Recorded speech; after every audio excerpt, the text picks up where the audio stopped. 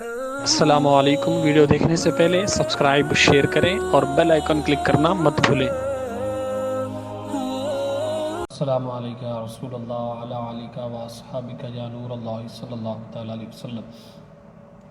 اتباع سنت اور صحابہ اکرام کے حوالے سے ہم سن رہے تھے، اور فاروق اعظم صدیق اکبر رضی اللہ تعالیٰ عنہ، فاروق اعظم عثمان غنی رضی اللہ تعالیٰ عنہ، ان تینوں حضرات کے حوالے سے ہم نے سنا کہ کس قدر یہ سنت پر عمل کیا کرتے تھے۔ اب حضرت علی رضی اللہ تعالیٰ عنہ کے حوالے سے کچھ باتیں سنیں گے۔ ایک مرتبہ حضرت علی رضی اللہ تعالیٰ عنہ کے پاس سواری لائی گئی۔ جب آپ اس پر سوار ہونے لگے تو فرمایا بسم اللہ ہی۔ جب اس کے پیٹھ پر بیٹھ گئے تو فرمایا الحمدللہ۔ پھر فرمایا سبحان الذی سخر لنا ھذا وما كنا له مقرنین وَإِنَّا إِلَىٰ رَبِّنَا لَمُنقَلِبُونَ۔ پھر 3 مرتبہ الحمدللہ فرمایا۔ اس کے بعد سبحانک انی ظلمت نفسی فاغفر لی فإنہ لا یغفر الذنوب الا وانت پڑھا گیا۔ اس کے بعد مسکرانے لگے۔ آپ سے پوچھا گیا اے امیر المؤمنین، آپ نے کس وجہ سے تبسم فرمایا؟ آپ نے فرمایا میں نے ایک مرتبہ دیکھا کہ رسول اللہ صلی اللہ علیہ وسلم نے اسی طرح کیا۔ پھر آپ مسکرانے لگے۔ جب آپ سے وجہ پوچھی گئی تو آپ نے فرمایا جب کوئی بندہ اللہ تعالیٰ سے عرض کرتا ہے کہ مولا میرے گناہ معاف فرما، یہ بات اللہ تبارک و تعالیٰ کو بہت پسند ہے۔ وہ ارشاد فرماتا ہے میرا بندہ جانتا ہے کہ میرے علاوہ کوئی گناہ نہیں بخشتا۔ اس میں بہت ساری باتیں ہیں، بالترتیب انشاءاللہ ایک ایک کر کے ہم سنیں گے۔ سب سے شروع میں یہ کہ حضرت علی رضی اللہ تعالیٰ عنہ کے پاس سواری لائی گئی تو آپ اس پر سوار ہونے لگے تو فرمایا بسم اللہ ہی۔ تو ہر اچھا کام، ہر نیک کام شروع کرنے سے پہلے ہم بسم اللہ پڑھیں۔ اس میں بہت ساری ہر کام میں جب ہم بسم اللہ پڑھتے ہیں تو اس کی برکت بہت زیادہ ہوتی ہے۔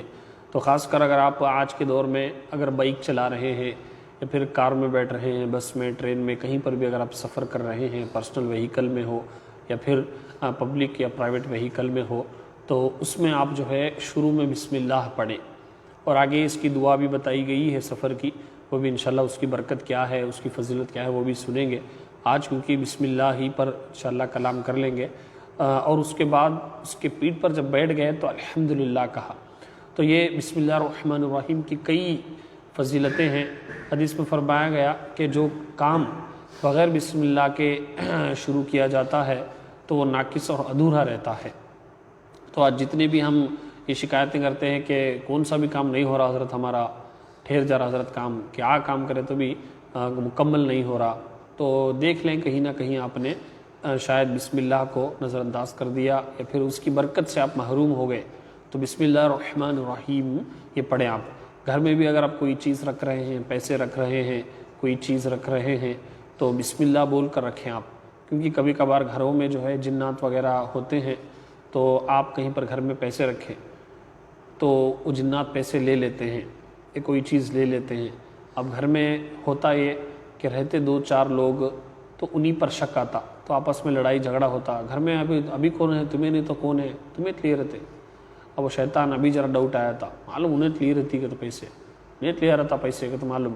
تو اب کبھی کبھار کیونکہ ہر گھر میں ہر ایک کے درمیان کچھ نہ کچھ تھوڑی بہت اختلاف ہوتا ہے، تو اب یہ دشمنی اور زیادہ بڑھ جاتی ہے۔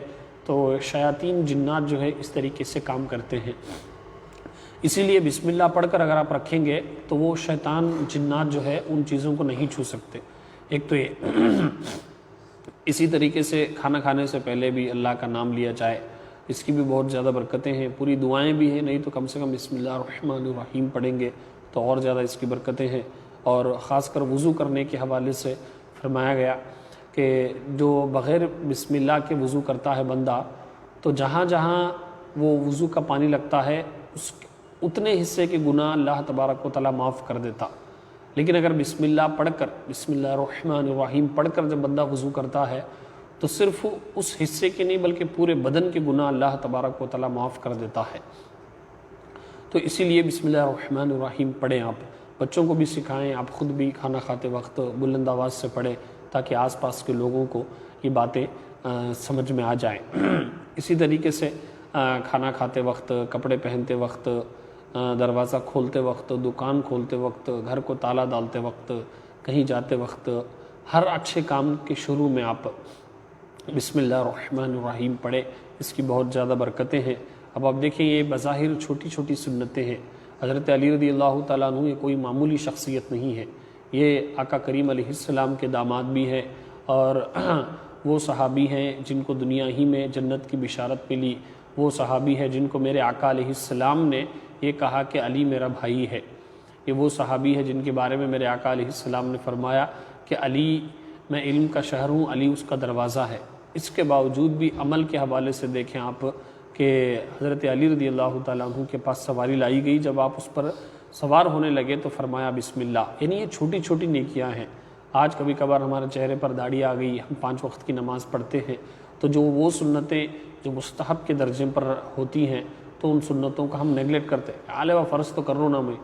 تو کبھی کبھار ایک تکبر اور ایک ہمارے اندر ذوم فاسد میں ایک خیال آ جاتا کہ کیا چھوٹے چھوٹے سنت عمل کرنا، کھانا کھانے کی سنتیں، پانی پینے کی سنتیں، بیٹھ کو پانی پینا، بھی خیال ہے وہ نہیں کرے تو بھی چلتا، فرض تو ادا کرو نا نماز۔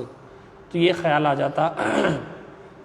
حالانکہ ہر سنت ایسی نہیں ہوتی، مستحب کے درجے میں ہوتی ہے، اگر آپ نہیں کریں گے تو گنہگار نہیں ہوں گے لیکن ثواب سے محروم ہوں گے۔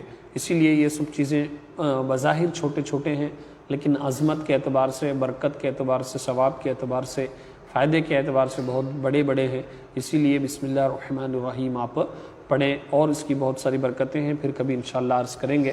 کل انشاءاللہ اس پر الحمدللہ جو حضرت علی نے فرمایا اس پر انشاءاللہ کلام کریں گے۔ دعا ہے کہ اللہ تبارک و تعالی ہم سب کو کہنے سننے سے زیادہ عمل کی توفیق عطا فرمائے۔ مالک کریم کہنے سننے میں اگر کچھ غلطیاں ہوئی تو اپنے محبوب کے صدقے میں معاف فرما اور اس کی اصلاح کی توفیق عطا فرما۔ استغفر اللہ ربی من کل ذنب و اتوب الیہ۔